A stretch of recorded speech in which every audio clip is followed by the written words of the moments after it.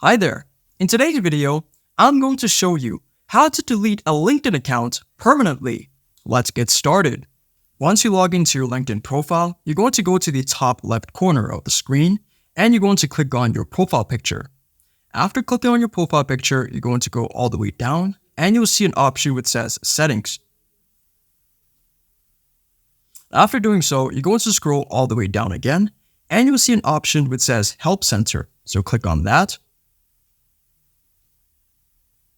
After doing so, you're going to see a heading which says LinkedIn Shortcuts.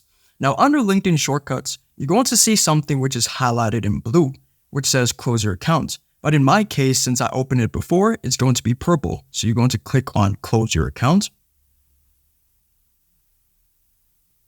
After doing so, it'll say, Your name, we're sorry to see you go. Are you sure you want to close your account? So you're going to press on Continue. And then you have to give a reason as to why you want to close your account. So I'm going to choose, I have a duplicate account. And then we're going to press Next. And then you're going to enter your password for your account. And then you could either press the unsubscribe button there in the left side and then press Done. And then your account will be closed. If this video helped you out, then please leave a like and consider subscribing.